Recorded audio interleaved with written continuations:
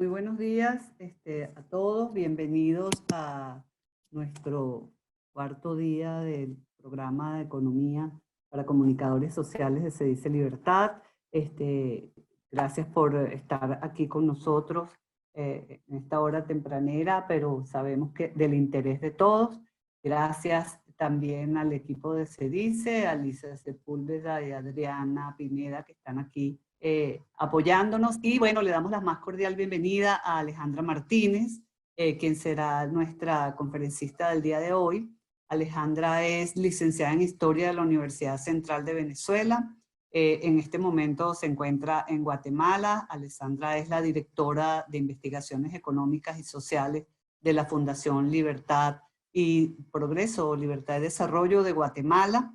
Desde allí pues está aportando al debate de las ideas. Además, tiene una especialización en economía de la Escuela Austríaca y también da clases en la Escuela de Gobierno de esta ciudad de Guatemala.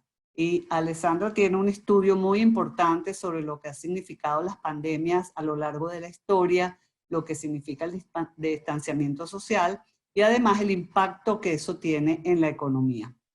Así que le doy la bienvenida a Alejandra Martínez, quien bueno, ya está aquí lista para compartir con todos nosotros todo este estudio que ella ha realizado. Bienvenida, Alejandra, y te dejo entonces la palabra para que hagas tu exposición. Mil gracias, Rocío. Encantada de estar aquí del madrugonazo de hoy, porque bueno, aquí son 2 horas menos, aquí son las 6 de la mañana, pero bueno, muy contenta. Gracias por la oportunidad. Me quise enfocar principalmente en la pandemia de influenza de 1918 y 1919, la llamada también gripe española, porque me parece que, bueno, si bien a lo largo de la historia, probablemente de 10.000 años de historia escrita, hemos tenido muchísimas epidemias y pandemias, siento que la gripe española es la que guarda más relación con lo que estamos viviendo ahorita con el COVID, porque bueno, eh, la historia no se repite. Bueno, Marx decía que la historia se repetía primero como tragedia y después como farsa, pero yo creo que la historia no se repite, pero sí hay bastantes similitudes porque digamos que esta pandemia se da al final de lo que se llama la primera globalización y ahorita estamos precisamente al final de la segunda globalización que empezó a partir del año 1989. Entonces, bueno, unos datos rapidísimos como para entrar en contexto. A nivel, digamos, a nivel global, a nivel mundial, sabemos que en el siglo XX, después de la gripe española, hubo otras pandemias. Está también de H1N1, la de 1957, la de 1968 y la más reciente que seguro todos recordaremos, que fue la de 2009-2010. Sin embargo, ni siquiera estas tres pandemias juntas dejaron tantos muertos como la gripe española.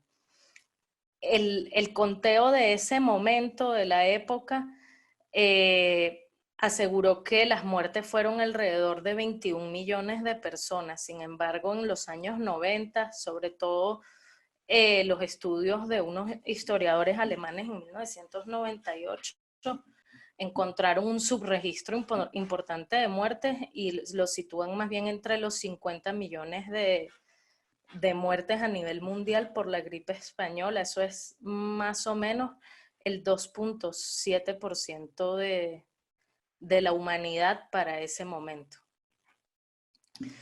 Se estima que al 60% de la población del mundo, es decir, como a 500 millones de personas, le dio influenza y solo un tercio de esos 500 millones presentaron síntomas clínicos.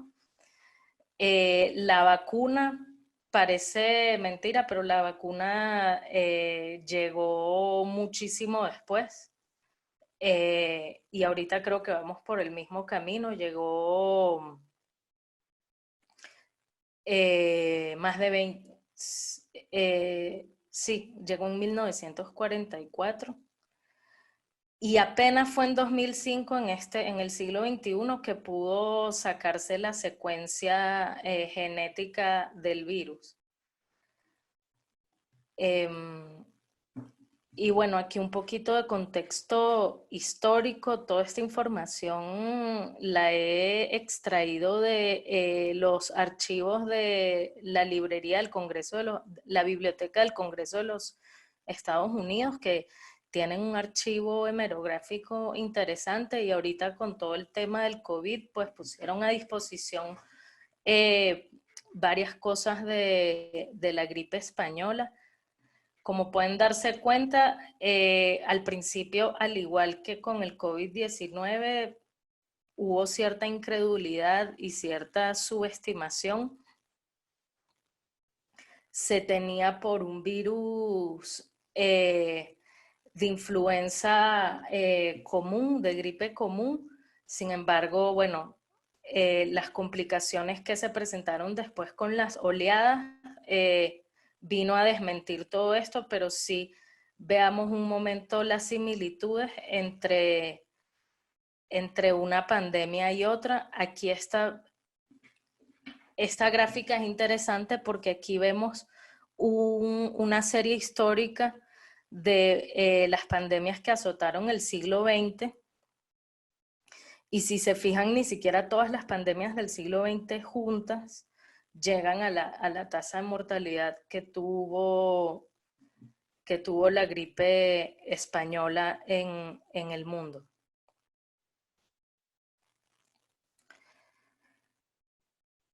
Digamos que ya esto es una explicación un poco más científica, tiene que ver con la composición genética del virus.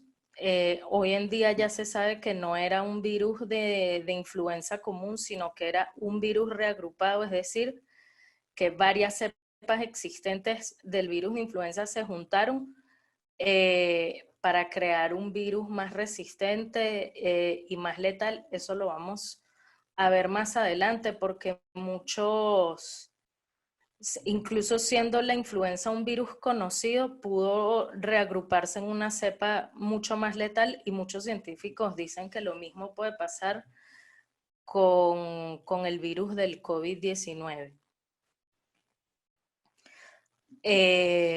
¿Por qué no se sabe la cifra real de muertes?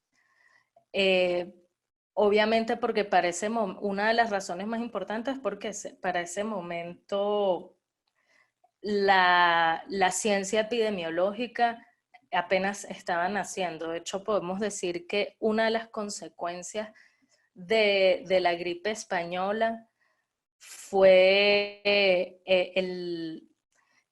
no el nacimiento de la epidemiología, sino la conversión de la epidemiología en una ciencia muy apoyada en la estadística y obviamente un pilar de la salud pública.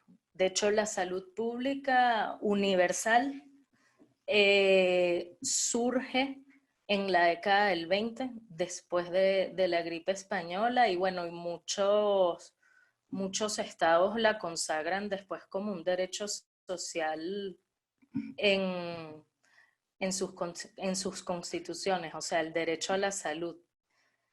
Si eso es bueno o malo, no es tema de discusión en estos momentos, pero sí entender que, digamos, la causa de que la salud, una de las causas de que la salud sea hoy en día considerado un derecho social y que sea considerado un servicio que debe suministrar el Estado, viene un poquito a raíz de la pandemia de gripe española. Esto era un poco lo que estaba comentando antes, que en la década de los 90 muchos historiadores se preocuparon por el subregistro de muertes por gripe española que había sobre todo en Europa, pero después se encontraron que en América, en la India, en varias partes de Eurasia, lo que es Rusia, etcétera, había un subregistro importante de muertes. O sea, puede ser que una muerte por neumonía, o sea, se haya sentado así en los registros. De hecho, hoy en día está pasando con el COVID.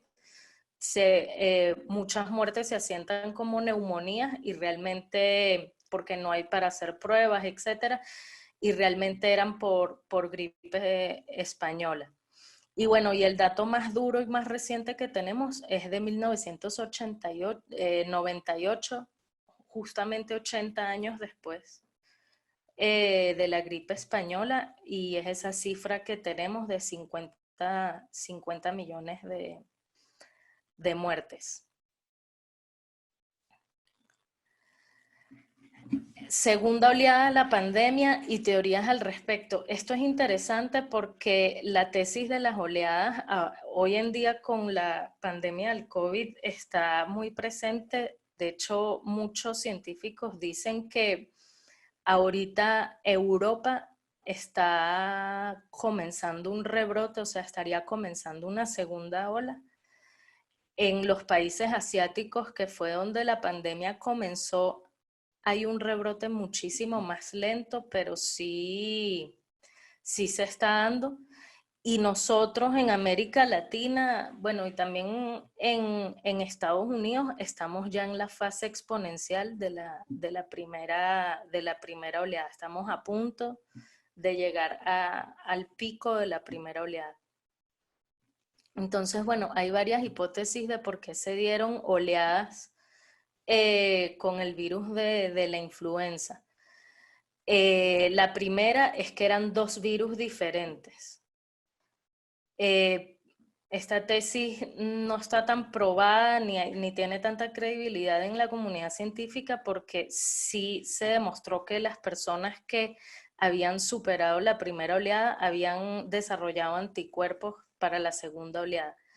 La segunda hipótesis es que era un virus reagrupado.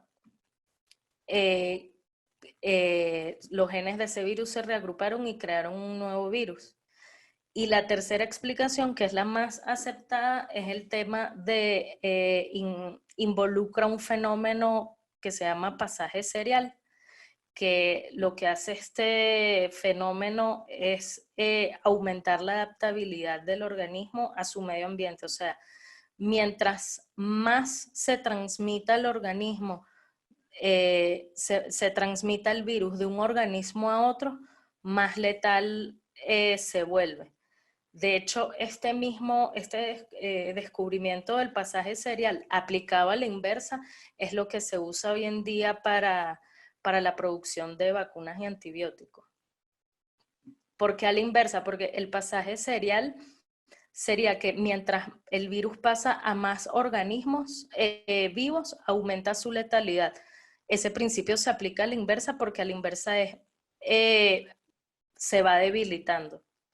Y bueno, ese es el principio que se aplica sobre todo para los antibióticos. Aquí hay una gráfica de las 3 oleadas de la pandemia. Esto es sacado de los alemanes de 1998. Ellos, esto es una gráfica de Reino Unido, pero digamos que cuando uno ve las gráficas de todos los países que tuvieron gripe española, se comportan exactamente, o sea, bastante parecidos. Estos serían las muertes que quedaron registradas por gripe española, por influenza y por neumonía. Y si se fijan, bueno, la segunda ola sí fue mucho más mortífera y la tercera ola tuvo una letalidad muchísimo más baja porque se supone, está la teoría de que al haberle dado el virus alrededor del 60% de la población se desarrolló lo que se llama inmunidad colectiva o inmunidad de rebaño. Y por eso la tercera oleada fue menos mortífera. esto es un dato interesante, cuantitativo, porque aquí lo que estamos viendo es la caída en la esperanza de vida en los países de Europa durante la pandemia de gripe española, pero obviamente los países que se mantuvieron neutrales en la Primera Guerra Mundial. O sea, porque en parte, una de las razones por las que las muertes no se contabilizaron bien en su momento, además de, bueno, no existía la infraestructura ni para llevar a cabo ese ejercicio estadístico, pero también era porque estábamos en los años finales de la Primera Guerra Mundial y llevar los registros de muertes por pandemia a la par de las muertes por guerra, digamos, era complicado para muchos países de Europa. Entonces, miren cómo baja la esperanza de vida en los países que no participaron en la Primera Guerra Mundial. Y, digamos, no tenemos las herramientas para correr una regresión y decir que hay una correlación significativa allí estadísticamente, pero sí da que pensar, o sea, a qué se debió esa caída en la esperanza de vida en Europa justo en ese momento. Muy probablemente a la gripe española. Aquí entramos como que al core de la charla de hoy, y es el tema del distanciamiento social y las cuarentenas prolongadas y generalizadas a toda la sociedad. La tesis del distanciamiento social surge un poco antes de la irrupción de la pandemia de influenza, a principios del siglo XX. Y bueno, quien llega a esta conclusión es un premio Nobel de Medicina, un médico, Ronald Ross, que a través de una serie de ecuaciones diferenciales llegó a la conclusión de que la propagación de los mosquitos, de los mosquitos infectados por el parásito que transmitían la malaria, se dio cuenta que cuando se reducía la población de mosquitos, es decir, de vectores que propagan la enfermedad, el contagio caía por debajo de cierto umbral. O sea, a menos mosquitos, menos malaria. Esto fue interesante. Un dato histórico interesante es que este descubrimiento que hizo Ross sobre los mosquitos y la malaria fue determinante para la construcción del Canal de Panamá a principios del siglo XX, porque de hecho la construcción del Canal de Panamá se retrasó décadas, porque de hecho estaba desde finales del siglo XIX y se retrasó décadas por la malaria, porque la malaria ocasionaba que los trabajadores se enfermaran y se murieran, y el proyecto del Canal de Panamá duró parado décadas.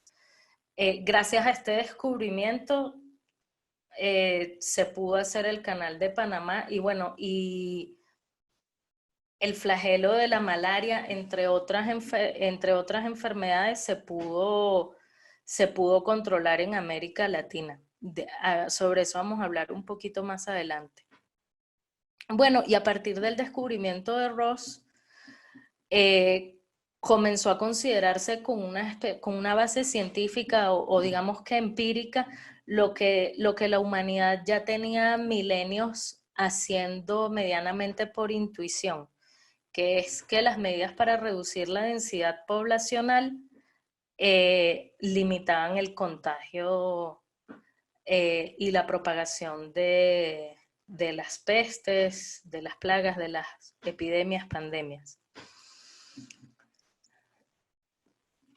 Ahora, ¿por qué las cuarentenas prolongadas y generalizadas a toda la sociedad son impracticables? Bueno, primero porque no somos mosquitos, somos seres humanos y obviamente no es tan fácil como que, bueno, a menos mosquitos, o sea, esa asociación de a menos mosquitos, menos propagación del virus, eso no se puede aplicar a un mundo globalizado, a una sociedad de masas donde cada persona, cada individuo tiene intereses completamente distintos que incluso compiten entre sí, como bien han desarrollado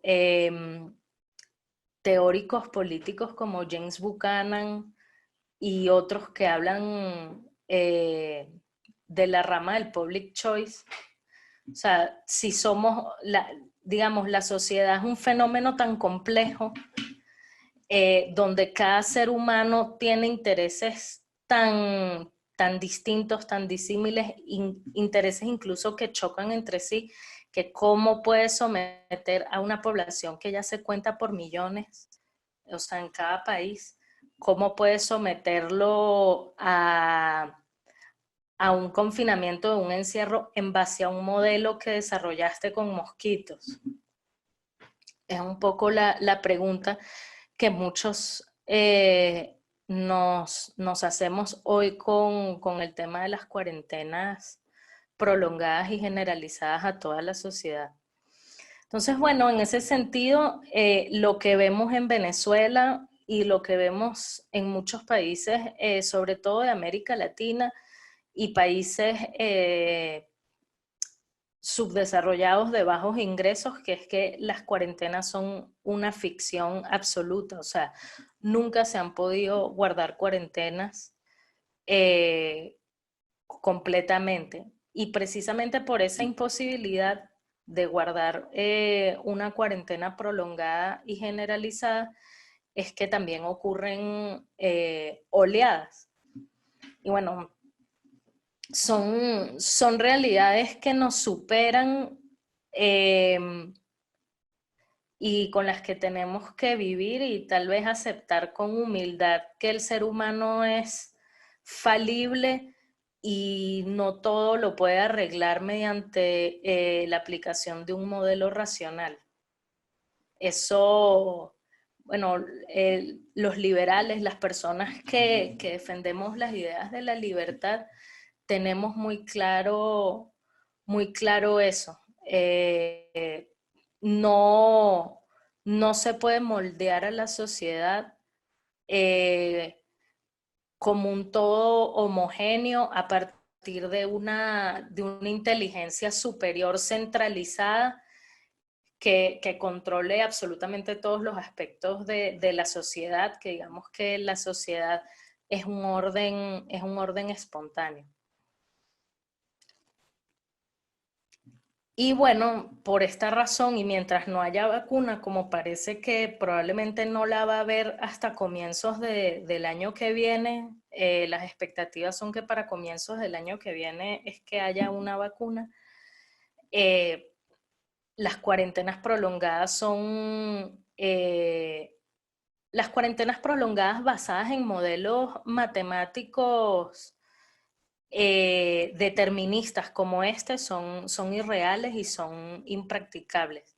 Lo recomendable y lo realista sería abordar una cuarentena desde un modelo estatocástico, que quiere decir un modelo flexible que tome en cuenta el factor humano, ¿no?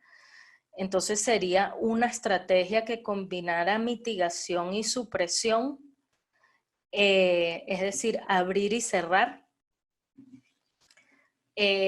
Cada vez que las víctimas letales lleguen a un umbral establecido, se practica supresión, y mientras se mantengan en un nivel aceptable o manejable, mejor, la mejor palabra es manejable, se realiza mitigación, que es uso de mascarillas, uso de protección, etcétera. Pero, digamos, las políticas de encierro hacen más daño que bien, y más en países como América Latina. Les quiero recomendar un estudio, si tienen oportunidad, voy a mandar el link al final, un estudio de la Universidad de Yale en Estados Unidos, ahorita en la pandemia del COVID-19, donde básicamente se hace un análisis de las cuarentenas y los encierros severos en los países subdesarrollados. Hablan del sudeste asiático, pero también hablan de América Latina. Y aquí les pongo unas cifras para que las tengan en cuenta. En América Latina, la tasa de informalidad en la economía informal es alrededor del 50%. Digamos que en Venezuela no hay cifras confiables desde 2015, y para 2015 la cifra de economía informal era del 40%. Hoy en día debe ser muchísimo más. Les pongo un ejemplo, por lo menos en Guatemala, el país donde yo resido, es un país de rentas muy bajas, está entre los 5 países más pobres de América Latina, y aquí la tasa de informalidad es del 70%. Entonces, ¿cómo vas a parar? Ahora volviendo al tema de toda América Latina, ¿cómo vas a parar al 50% de la población económicamente activa de América Latina, la PEA de América Latina? ¿Cómo vas a parar al 50% de la PEA de América Latina? Son personas que lo que comen por la tarde es lo que producen en la mañana. Es imposible. O sea, ¿cómo vas a suspender a una persona de tener acceso a sus medios de vida? Una persona que vive en el corto plazo, que además, si lo trasladamos a la realidad venezolana, es muchísimo más dramático, porque en Venezuela esa es la realidad, incluso de la economía formal. Porque digamos que los sueldos de la economía formal tampoco alcanzan para adquirir la canasta básica. O sea, eso no existe en Venezuela ya. Entonces, ¿cómo vas a aplicar una cuarentena tan severa cuando tienes a más del 50% de la población que, si no sale a trabajar, no come, que come por la tarde lo que produce en la mañana? Digamos que son preguntas y abordajes que yo creo que nos tenemos que hacer en América Latina por la realidad de nuestros países, y que nadie se está haciendo.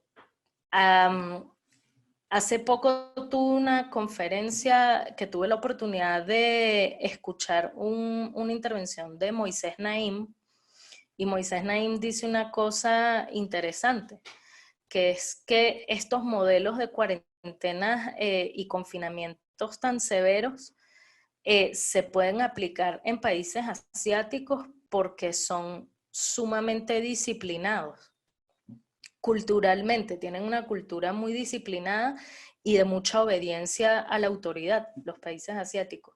Y por el lado de los países europeos, tenemos países que tienen un espacio fiscal para llevar su gasto público a niveles altísimos y para endeudarse, y el Estado puede mantener a la población, puede mandarle dinero a la población para que se queden en sus casas y no trabajen. Yo no sé hasta qué punto eso sea sostenible en el tiempo, pero digamos que Europa tiene la capacidad económica para hacerlo.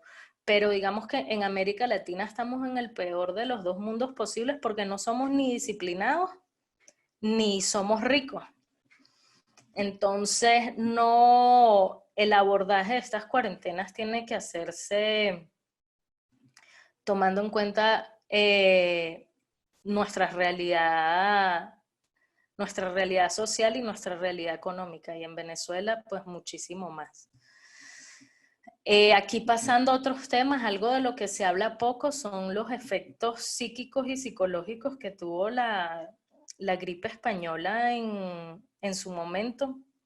Interesante que los doctores de ese momento observaron una especie de oleada de melancolía en las personas, que por la descripción que hicieron en su momento hoy concuerda con la sintomatología de lo que es una depresión.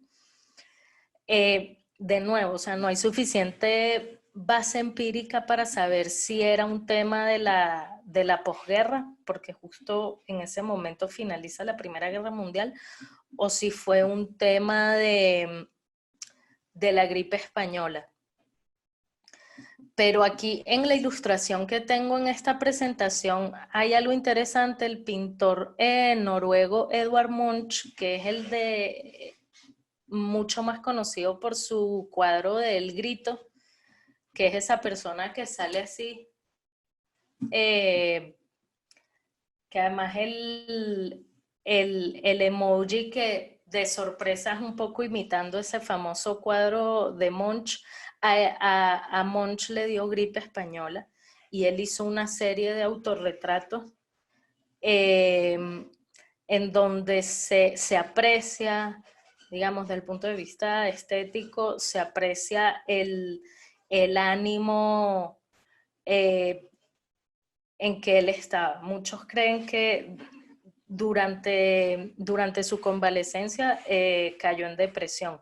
Y bueno, hoy en día estamos viendo como parte de las externalidades de esta pandemia, el COVID-19, además de la crisis económica que por el shock de oferta que ha desatado la pandemia, estamos viendo y podemos seguir viendo mucho más adelante cuadros clínicos depresivos. Otra cosa interesante es que justo después de la pandemia de gripe española aparece una enfermedad, una condición neurológica que se llamó encefalitis letárgica o enfermedad del sueño. La encefalitis letárgica duró por 10 años, o sea, desde 1918 hasta 1928. Y cobró la vida de 5 millones de personas. Muchos estudios recientes atribuyen el origen de esta enfermedad del sueño, de esta encefalitis letárgica, a una respuesta autoinmune desproporcionada al virus de influenza. O sea, cosa que puede pasar hoy en día con el COVID. A las personas que les dio en su momento el virus de influenza en el 18, pusieron su cuerpo bajo una presión inmunológica tal, o sea, pusieron su sistema inmunológico tan al límite que, bueno, sobrevivieron, pero las secuelas fueron esas. Hay una película que habla de la encefalitis letárgica, por cierto. Es una película muy famosa basada en un libro de Oliver Sacks que se llama Despertares y está protagonizada por Robin Williams. Ahí ustedes pueden ver que era un paciente con encefalitis letárgica.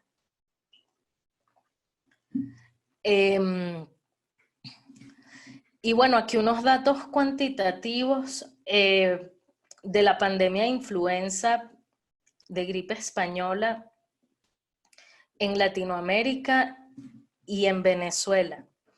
Estos son los datos de los historiadores alemanes, Niall Johnson y Jürgen Müller, que son los datos más recientes y más confiables que se tienen de la pandemia de gripe española. Si se dan cuenta, allí se los resalté, la región latinoamericana tuvo las tasas más altas de mortalidad de todo el continente. Lamentablemente no encontré el desagregado de Venezuela, pero digamos que aquí hay un paper en la Academia de Medicina de Venezuela que arroja datos interesantes. ¿Cómo era la Venezuela de 1918 cuando llega la pandemia acá? Bueno, la población venezolana para ese entonces era de 2.500.000 personas, de las cuales el 75% era rural. Había un médico por cada 5.000 habitantes. El 12%, este dato es impresionante, el 12% de los niños nacidos morían antes de cumplir el primer año de edad.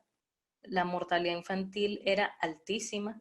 La expectativa de vida era menor a 42 años. 50% de las muertes para ese momento no tenían diagnóstico. 1 de cada 4 venezolanos era portador de tuberculosis. Habían brotes de enfermedades por doquier, o sea, el paludismo, la viruela, fiebre amarilla, cólera, sarampión, difteria, eran cosa de todos los días. Recuerden que estamos en 1918 y la seguridad social la crea López Contreras en el año 36, justo después de la muerte de Juan Vicente Gómez. De hecho, una de los aspectos fundamentales del famoso Plan de Febrero de López Contreras en 1936 fue la promesa de hacer una seguridad social y una sanidad. Y bueno, las cifras oficiales de ese momento en Venezuela registraron unas 25.000 muertes. Eso es el 1% de la población para ese entonces. Sin embargo, yo repito la misma premisa de los historiadores que se han ocupado de este tema en los últimos tiempos, debido a la falta de precisión en el diagnóstico, falta de registros y estadísticas, poca o nula infraestructura sanitaria. Puedo sostener sin temor a equivocarme que en Venezuela hay un subregistro de muertes importante de gripe española que valdría la pena estudiar, irse a los archivos históricos y ver cuántas muertes, aparte de las registradas por gripe española, hubo por fiebre, neumonía, etcétera, y allí tal vez nos puede dar un indicio de, digamos, no un indicio certero, pero sí un indicio duro de cuántas muertes reales pudieron haber en Venezuela. Si sacamos o sea, si totalizamos todas las muertes por neumonía, influenza, gripe española, y hacemos una serie de tiempo con respecto a otros años, podemos sacar el excedente de cuántas muertes pudo haber habido en Venezuela, y yo estoy 100% segura que la cifra va a ser probablemente el doble o incluso un poco más del doble de la oficial. Aquí hay otra cosa interesante porque se cree que como en ese momento la economía venezolana no había pasado a depender ni incursionar completamente en los hidrocarburos, todavía éramos una economía agrícola y pecuaria. Probablemente se crea que no hubo un impacto económico tan grande, pero fíjense, por ejemplo, los ingresos fiscales del Estado venezolano en esta serie de tiempo, como si en los años de la pandemia se reduce se reducen los ingresos fiscales en un 26%. De hecho, fíjense que es la caída más importante en esa década. Digamos, habría que tener más elementos cuantitativos para correr una regresión lineal y determinar si hay una correlación significativa. Pero, ¿qué otra cosa puede inferirse? Además que para este momento ya la hacienda venezolana en el gomecismo ya había sucedido la famosa reforma de hacienda de Tinoco, y venía creciendo la recaudación. O sea, ¿a qué se debe esa caída? Probablemente no tengo elementos para asegurarlo, pero probablemente sí se debió a la pandemia de gripe española. Aquí lo pueden ver graficado, si se dan cuenta es la caída más importante en 10 años.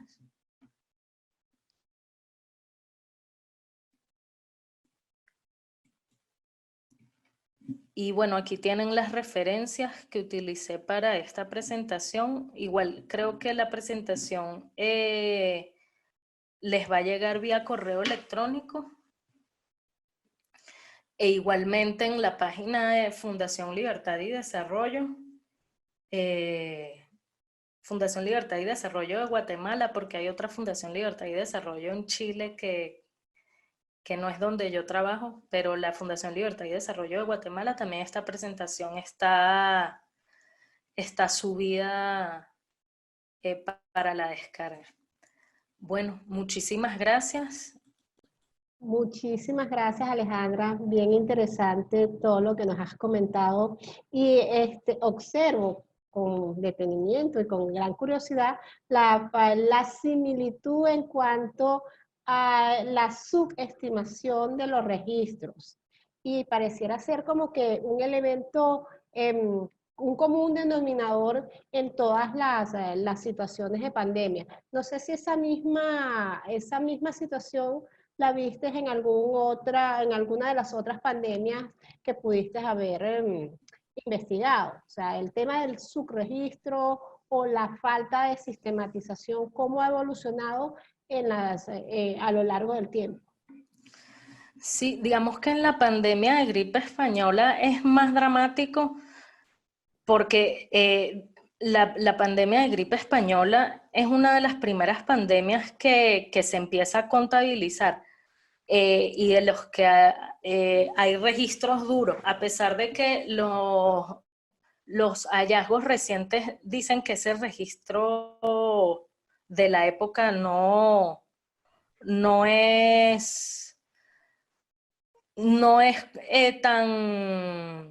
tan asertivo, tan correcto, pero por lo menos hay registros, por lo menos se ha contabilizado, porque ya los estados podían llevar estadísticas. O sea, de las pandemias anteriores, o sea, de 1918 para atrás, lo que se tiene es muy poco porque ya eso pertenece a la era, lo que se llama la era preestadística. O sea, no se llevan registros, los estados no llevan registros. De hecho, esta idea de llevar estadísticas, de que los estados lleven estadísticas y lleven registros, es una idea de finales del siglo XIX, de la Alemania de Bismarck, que por cierto Bismarck es uno de los creadores de la sanidad pública. Bismarck en Alemania y Beveridge en Inglaterra se tienen como los antecedentes de la salud pública. Entonces digamos que allí en ese momento es que se empiezan a llevar estadísticas. Pero uno se va a pandemias, a pestes, a plagas anteriores y lo que puedes tener son, bueno, referencias en la Biblia, referencias en una carta, referencias en la arqueología, que son herramientas de las que los historiadores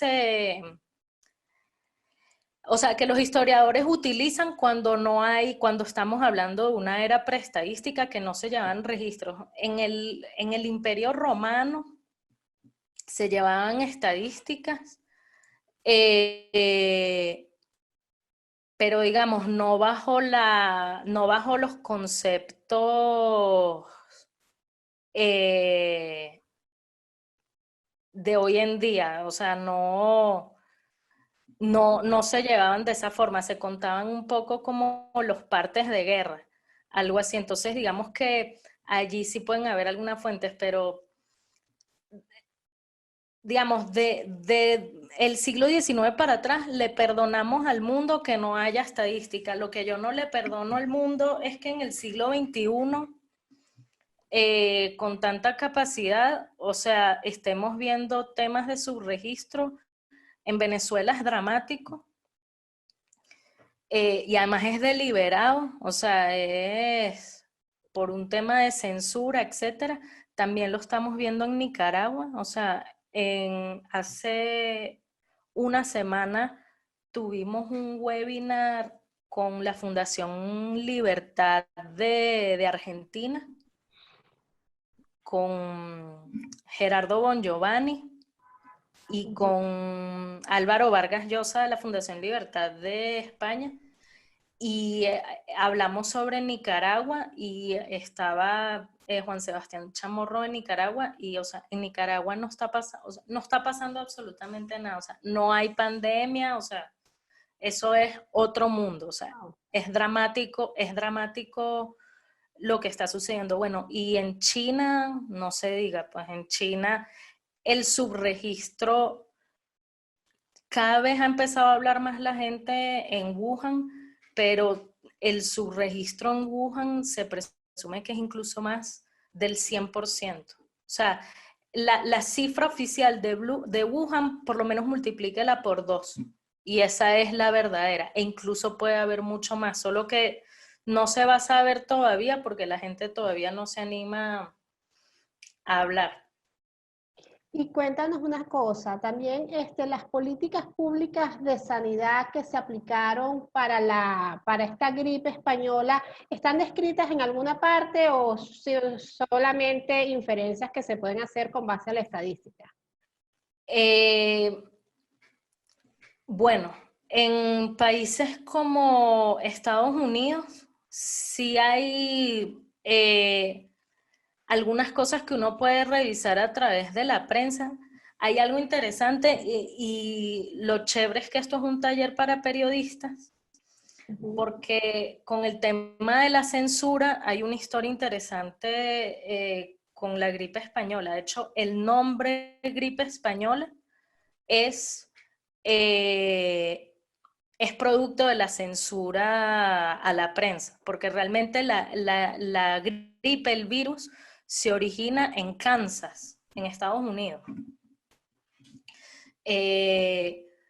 Pero por el tema de que gran parte de Europa estaba sumida en la Primera Guerra Mundial, los periódicos no publicaban la cifra de muertes para no causar alarma en la sociedad. La prensa se autocensuraba y no publicaba la cifra de muertes ni infectados.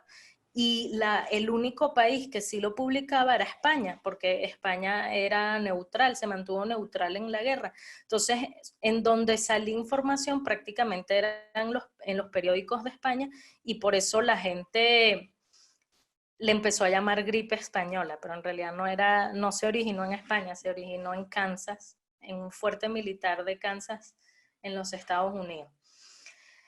Esto viene a colación porque lo que uno puede ver en la prensa de la época es ciertas recomendaciones. Lo mismo que, bastante parecido a lo que hay ahorita. Bueno, lávese las manos con regularidad, utilice mascarilla, salga tapado a la calle,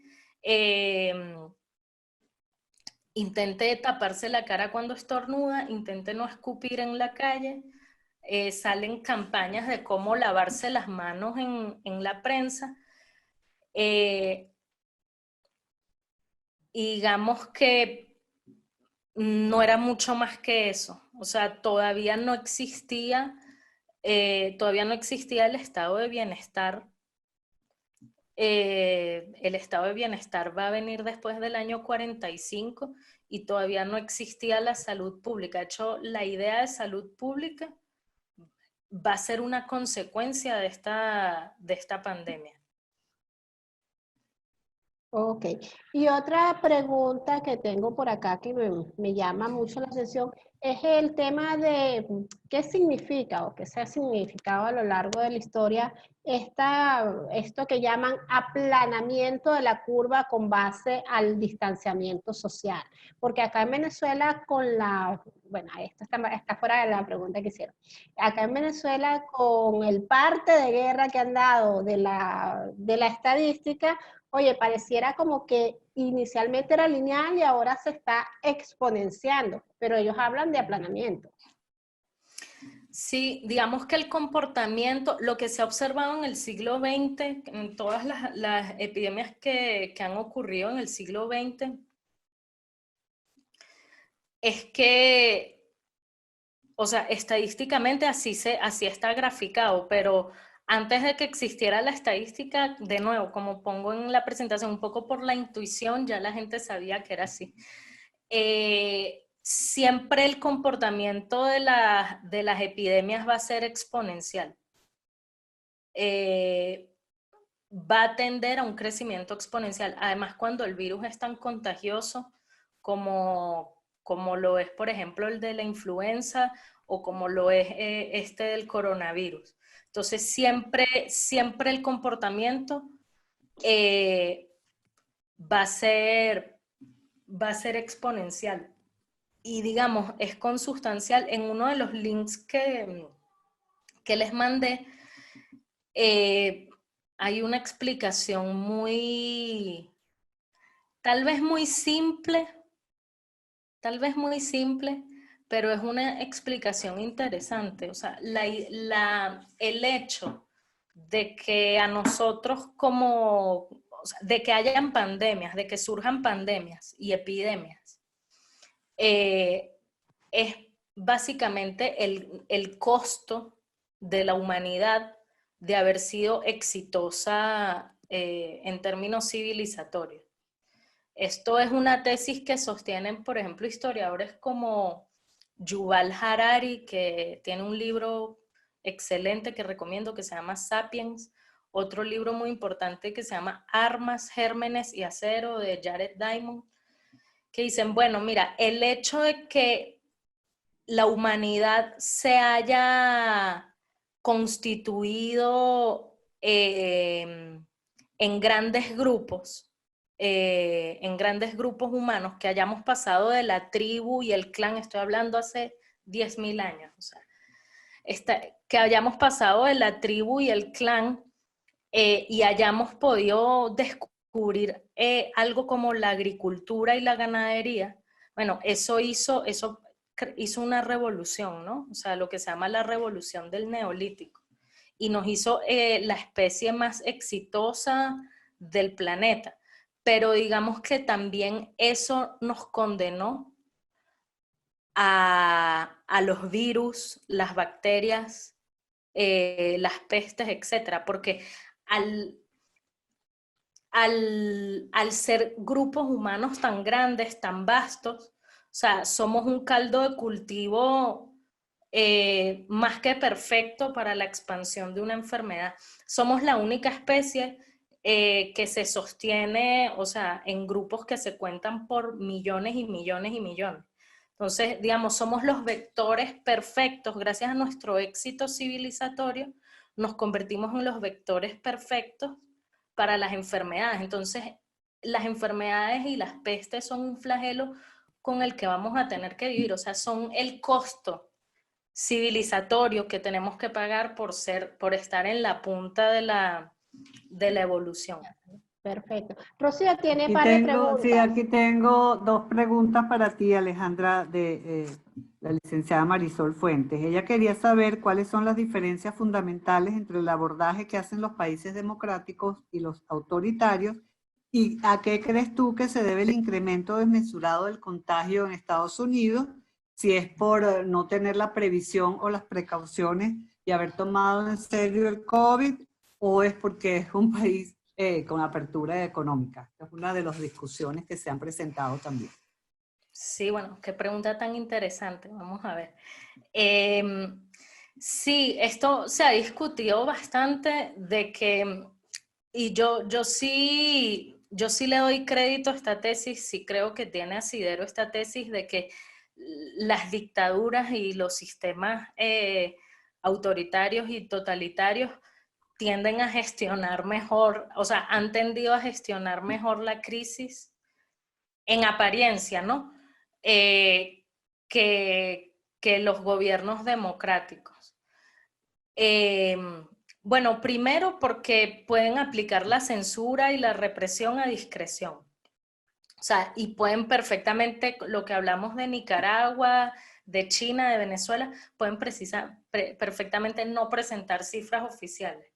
Los gobiernos democráticos siempre están sujetos como que a una contraloría, están sujetos a la opinión pública, están obligados a la transparencia, entonces digamos, son más frágiles los gobiernos democráticos frente a una pandemia por el simple hecho de que, bueno, o sea, tienden a visibilizar cosas que las dictaduras no. Por ejemplo, en Reino Unido, Boris Johnson dijo, miren, tengo COVID y tuvo que irse a terapia intensiva porque se complicó de COVID. Yo no creo que sea Xi Jinping o sea a Ortega en Nicaragua o a Maduro les da COVID, o sea, lo lleguemos a saber nunca. De hecho, Ortega en Nicaragua se desapareció como un mes y medio, que nadie sabía dónde estaba Ortega, no tenía apariciones públicas ni nada, y, o sea, y un buen día apareció, o sea, no sabemos qué le dio, o sea, son como ventajas en estos momentos de crisis, ventajas que tienen las dictaduras. Otra cosa, por ejemplo, en América Latina, estamos viendo en países de bajas rentas, en América Latina, países muy pobres, como Guatemala, Honduras, pero también estamos viendo países como Ecuador, que son de rentas un poquito más altas, Perú, etcétera, que están teniendo un problema, aparte, bueno, de la curva exponencial y todo, están teniendo un problema importante de ejecución presupuestaria en el gobierno, y que bueno, de repente el Congreso, el Parlamento le hace un contrapeso al presidente y le dice, mira, no puedes tomar estas acciones de excepción tan extraordinarias, y las cortes también funcionan allí. Cuando vemos que en los regímenes dictatoriales ese tipo de trabas institucionales no ocurren, las ejecuciones se dan más rápido, etcétera, porque simplemente no hay ningún peso ni contrapeso ni institucional. Y en la sociedad civil es muy débil, no puede hacer contraloría social. Y bueno, ¿qué me temo yo con todo esto? Lo que me temo yo es lo que, bueno, se temen también muchos politólogos, que es que, bueno, ante la probada inefectividad y ante el probado desgaste de los gobiernos democráticos para gestionar esta crisis, lo que vamos a ver en un futuro es un auge de gobiernos autoritarios. O sea, vamos hacia, además, todo indica, o sea, todas las cosas que uno está viendo en la realidad indica que vamos hacia un periodo de autoritarismo, donde la gente va a preferir gobiernos fuertes, tipo Trump. No estoy diciendo con esto que Trump sea autoritario, pero sí es alguien con una personalidad fuerte. Va a preferir gente como un Bolsonaro, va a preferir discursos, agendas radicales, que digamos que los gobiernos moderados de centro democrático Eso ya vamos a pasar a una era donde la gente no va a querer este tipo de gobiernos y bueno, digamos, si ya la democracia estaba en crisis, o sea, en Europa, en América Latina, digamos que la crisis del COVID vino a terminar de poner a la democracia en terapia intensiva. Sí. Fíjate, otra pregunta, Alejandra. La peste negra no causó cambios radicales en la estructura social, no tan grandes como la caída del feudalismo, etcétera, pero sí fue fundamental para inclinar la balanza de género en muchos países. Aquí ahorita se habla que vamos a entrar luego de la pandemia en una nueva normalidad, en un cambio de estructura, etcétera. ¿Cómo crees tú que pudiera hacer esto o no se vería tan fuertemente esa nueva normalidad? Porque ya de alguna manera estábamos adaptados a esta cosa de la virtualidad y a usar la tecnología para mejorar las sociedades. Sí, yo no creo que la historia se repita, sin embargo, rima a veces. Y no sé por qué pasa eso, o no sé si como historiadora estoy viviendo una pandemia, estoy un poco sesgada a interpretarlo así, pero sí vemos que las grandes pestes y grandes pandemias y epidemias de la historia se han como que cerrado ciclos históricos importantes. O sea, la peste negra en 1348 sí trajo un cambio. De hecho, muchos historiadores sitúan el fin de el final de la Edad Media con la peste negra. O sea, el siglo XIV fue un siglo que a los historiadores les gusta estudiar mucho, porque el siglo XIV fue un siglo de disrupción. O sea, desde el plano de las ideas, desde el plano político, y no es casualidad que, o sea, también una peste, una gran epidemia que mató a un tercio de Europa, haya cerrado también ese ciclo. Pero digamos, uno se va a otras plagas históricas. Por ejemplo, hay un artículo interesantísimo que leí en The Atlantic, que lo traduje al español, que se llama Lo que la plaga de Atenas tiene que enseñarnos. Y también, o sea, el siglo de oro de Atenas, lo que se llama el siglo de oro de Atenas, que es el siglo de Pericles, también, y la época de más esplendor de la democracia ateniense, también termina con una peste. Y a partir de esa peste, digamos que Atenas cae en una decadencia.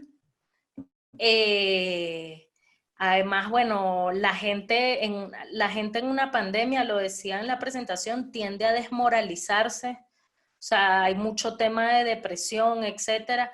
Entonces, Atenas, después de esa peste, pierde las guerras del Peloponeso y pierde su democracia.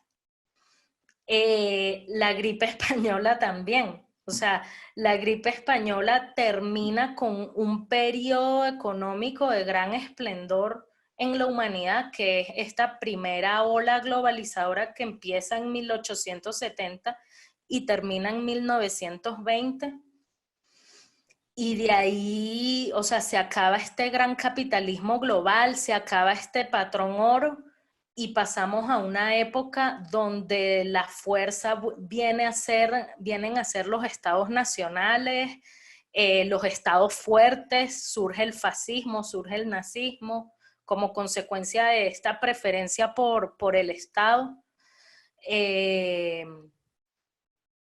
Se habla de que después viene una época que se llama los locos 20, los locos años 20, que termina con una crisis económica. O sea, no sé por qué, o sea, no me pregunten, no lo sé, pero, o sea, después de las pestes y las grandes pandemias, sí se vive un cambio social muy abrupto. Y yo creo que esta no va a ser la excepción. O sea, vamos a algo completamente distinto. The Economist, por ejemplo, dijo hace poco, recientemente, que vamos a una nueva era, a la que llaman la era asiática.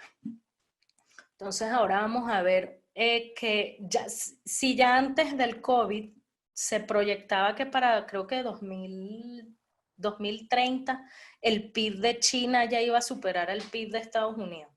Ahorita con el COVID, o sea, eso puede pasar incluso antes, o sea, vamos a algo completamente diferente de lo que habíamos vivido.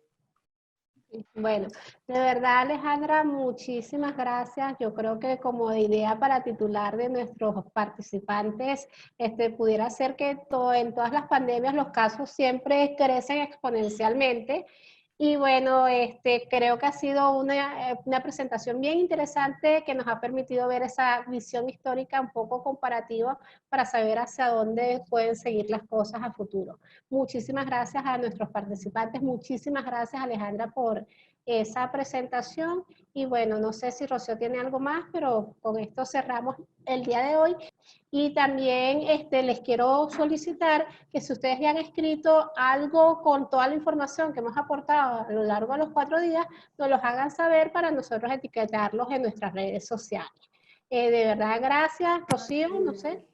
Sí, muchísimas gracias, Alejandra. Estaremos en contacto. Saludos a todos por allí. Y bueno, muchísimas gracias. Interesante tu presentación y nos las mandas para hacérselas llegar a los participantes. Igual, esta conferencia la vamos a editar y la vamos a guindar en nuestra YouTube y en nuestras redes. Muchísimas gracias y hasta mañana. Chévere, muchísimas gracias.